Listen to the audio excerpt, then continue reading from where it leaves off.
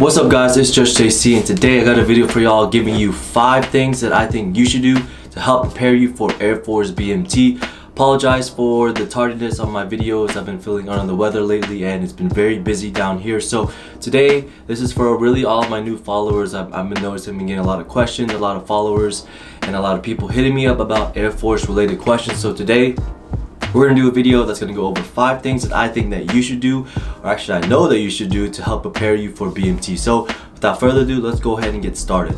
Real quick, again, before I start this video, I just want to say that all the things that I talk about here are just from my experiences, my personal viewpoints, and some of the things that I've seen here at Air Force BMT as of late. Again, I don't represent the entire Air Force or BMT as a whole. These are just coming from my experiences, and I want to make sure that's noted before we get started. But with that being said, let's go ahead with that number 1 tip.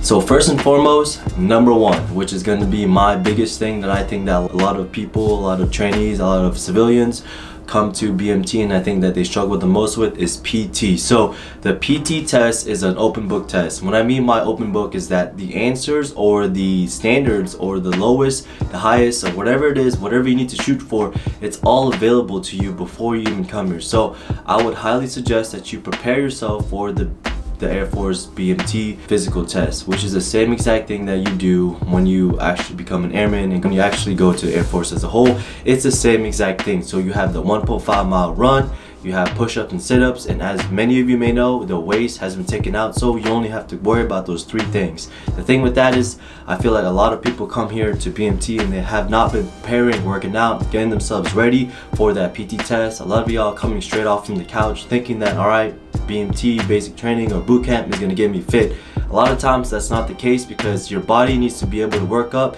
to that standard. So I would highly suggest that you look up whatever the standard is for you, depending on your age group. Talk to your recruiters, let them know that, hey, I want to get this on my PT test, and ask them for tips and tricks to get you to that point. If you need some tips and tricks, I have a video on my channel that'll help you out on that. But again, that's the biggest number 1 thing that I would say y'all need to do to help prepare you is get ready for the PT test.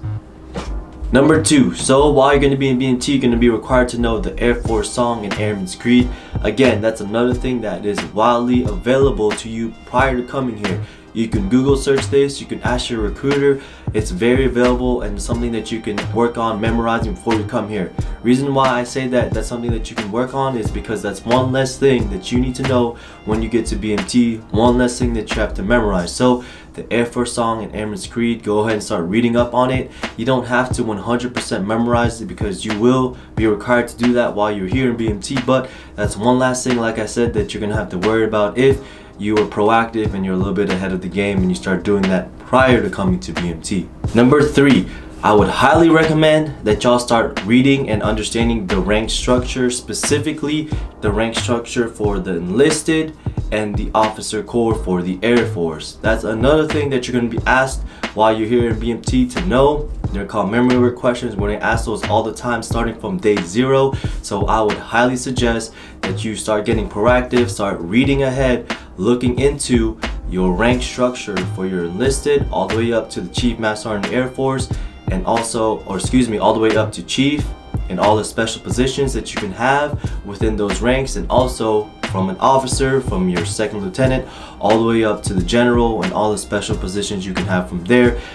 Understanding those things and knowing them prior to coming to BMT will just give you that edge, that step ahead. And last thing that you have to worry about before coming here, because you already know it, and it's going to be one less thing you have to actually stress about while you're here in BMT. So number 3 again is to know your rank structure, specifically the enlisted and the officer corps.